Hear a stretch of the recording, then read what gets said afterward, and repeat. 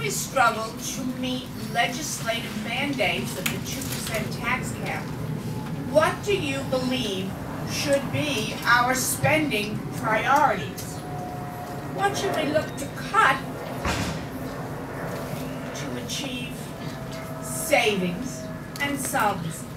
So what should be our priorities, and what would it be possible to cut under the 2% tax? Okay, and I do believe you're first.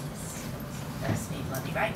You're first. I have to do my research on the taxes. I don't know, so I'm not going to sit here and act like I do. But as far as spending, wherever it's not, where the schools have to be painted, the asbestos and all the germs and everything that's in the schools that don't belong has to come out. You have to clean up the schools first. If you're paying 5 people to do one lawn, it's unnecessary to me. But if you have a bathroom that has mold in it or a classroom that has mold in it, maybe you might want to put the money there.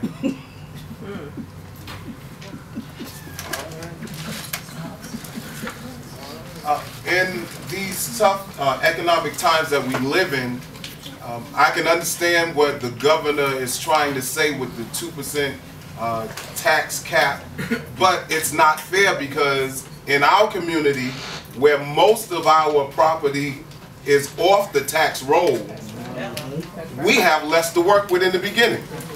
Now, I don't believe that it's necessary to cut, but I believe that it's necessary to revisit and might have to reallocate funds.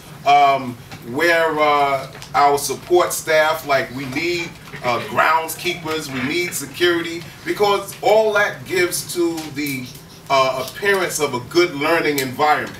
So I believe that maybe those that are in the higher positions that's making wonderful salaries, that they either keep their salaries where they are or volunteer to just take a reduction so that we can make sure that the money goes where it should go. Thank you. Well, I too think that we need to look at things the way they are and reevaluate. When my children were at Jackson, my children went to Jackson in the middle school, the classes were consistent. They were very large, but the children all learned. The children all benefited from the experiences. They were exposed to new opportunities. They went different places. You know what I mean? And these all add to education. And I think that the children have to be our priority. We have to invest in them. And again, we have to make some sacrifices to ensure that that happens. But then when they came to the high school, they were scheduled a lot of classes that didn't make sense to me.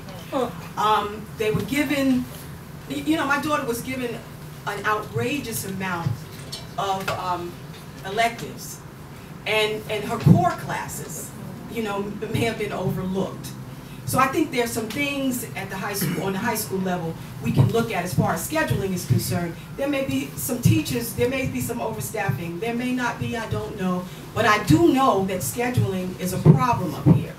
And a lot of the kids don't get their core classes, and I think that should be the priority. So we have to look at those things, and there's probably some fat that we can cut if we look at where the children are and what their needs are. My girls graduated early.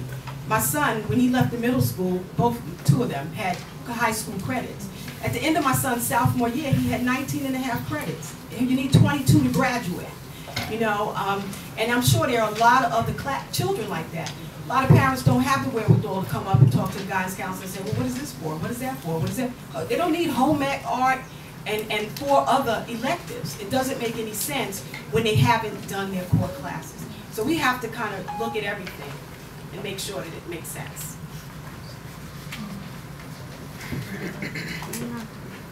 Excuse me.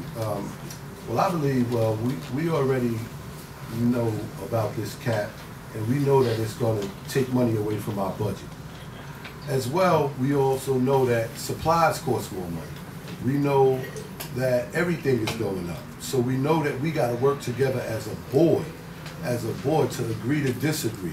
If this has to be taken very seriously when we sit at the table and begin to make decisions on what we have to do for our district, for our children, for the workers. You know, we have people have been working here for plenty of years now in our district that have been dedicating their time to us. So we have to really take the time out and really make sure that we can work together as a board and be able to agree to disagree. So if my idea is not going forward, I still have to be able to support what we came in agreement to. So when we come out as a board, we come out as one. We come out as one so that everything that we do, we are taken serious behind the scenes, and it's very important that we make the proper cuts dealing with these, make the proper decisions on the money that we're dealing with, that we have to work with, because we'll be working with a 15%, because 85% of it is mandated through the state. So we're dealing with 15% of the budget, and it is very crucial and vital what we do with that money, and we have to be able to work with each other. From what I've seen in the past, that this board does not work with each other. Once one is mad with one, it goes downhill, and the children suffer from it.